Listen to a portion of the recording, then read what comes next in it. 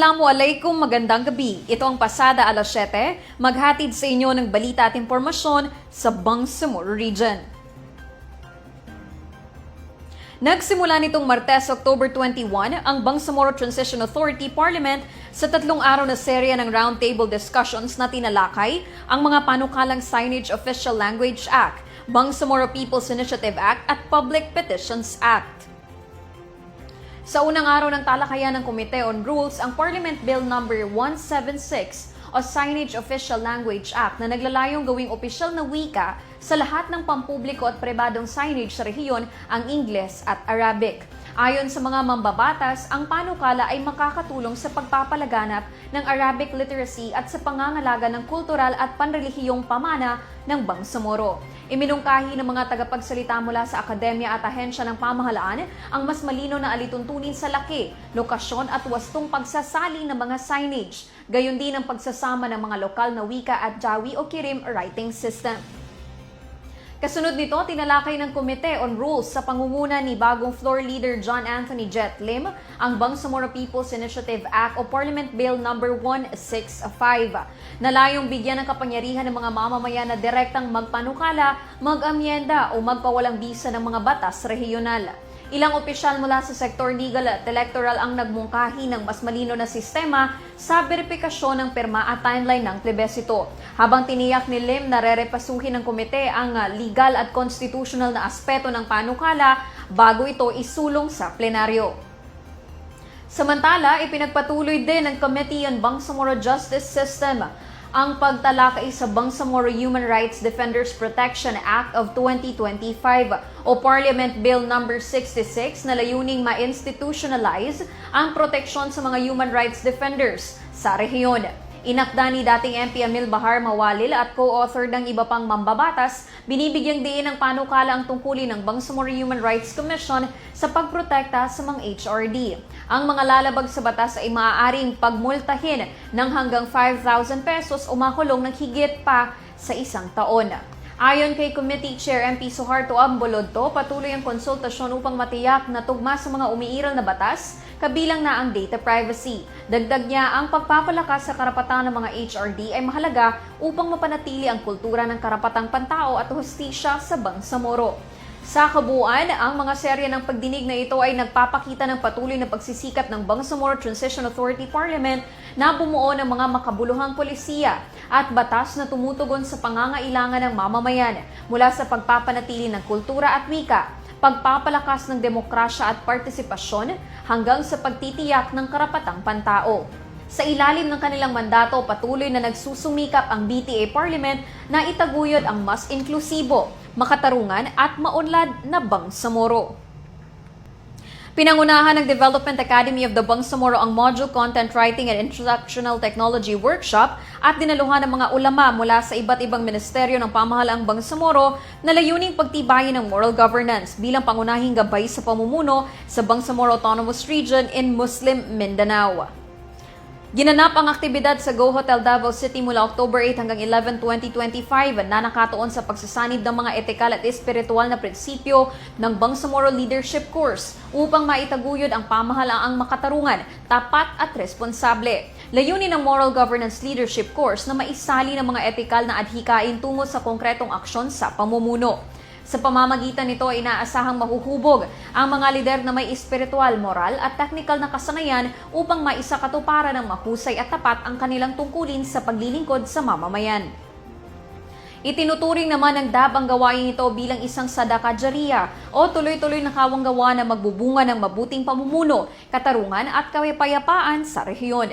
Patuloy ang DAB bilang pangunahing institusyon sa paglina ng kakayahan ng mga kawani ng gobyerno sa pagsusulong ng moral governance sa pamamagitan ng mga programang nakatuon sa pagpapalakas ng etikal at epektibong pamamahala bilang bahagi ng pangako ng Bangsamoro Government sa pagtatag ng mapagkakatiwalaan, etikal at makataong pamahalaan. Matagumpay na isinagawa ng Bangsamoro Commission for the Preservation of Cultural Heritage ang Election Management Training and Workshop mula October 19 hanggang 22, 2025 sa Davao City bilang bahagi ng paghahanda para sa nalalapit na halalan ng Traditional Leaders Organization sa Bangsamoro Autonomous Region in Muslim Mindanao.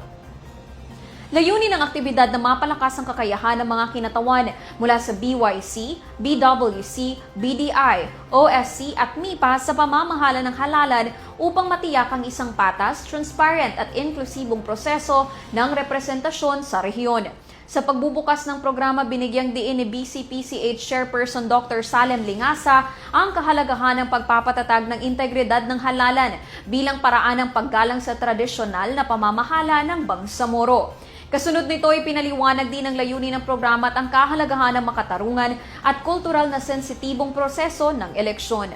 Nagbigay naman ng mahalagang lektura sina Attorney Joyce Moran mula COMELEC at Attorney Rona Ann Caritos ng Lente hinggil sa legal na balangkas, transparency at partisipasyon ng mamamayan. Tinalakay din ng mga alituntunin sa Regional Convention at Intra-Sultanate Assembly na sinundan ng mock elections bilang praktikal na pagsasanay.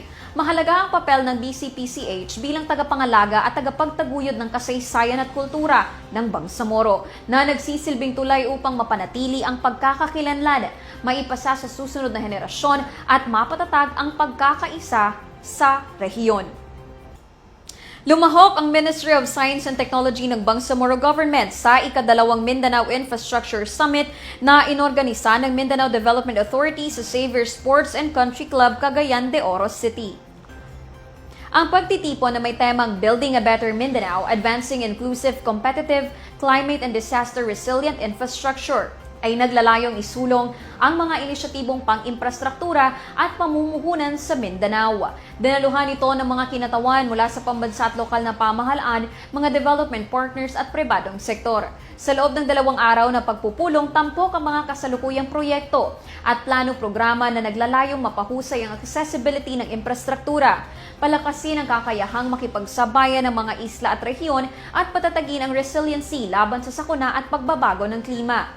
Patuloy na nagbubunga ang naturang summit ng mga positibong epekto sa ekonomiya habang itinatampok ang Mindanao bilang pangunahing destinasyon ng pamumuhunan at sentro ng inobasyon sa isang hakbang tungo sa mas inklusibo, matatag at progresibong Mindanao.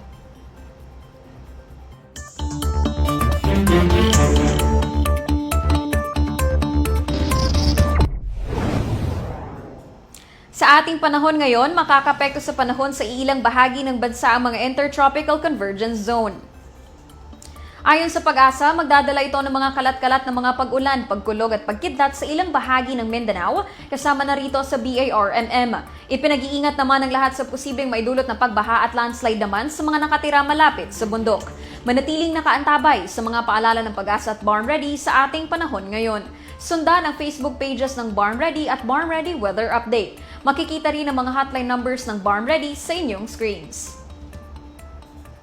At yan ang mga balitang tampok sa pasada alas 7. Para lagi pong updated sa mga kaganapan at impormasyon sa BARMM, i-like, i-follow at i-share ang official social media accounts ng Bangsamoro Government na makikita sa inyong screens. Mapapanood nyo rin ang episode na ito ng pasada alas 7 sa YouTube page ng Bangsamoro Government. Bisitahin din ang bangsamoro.gov.ph.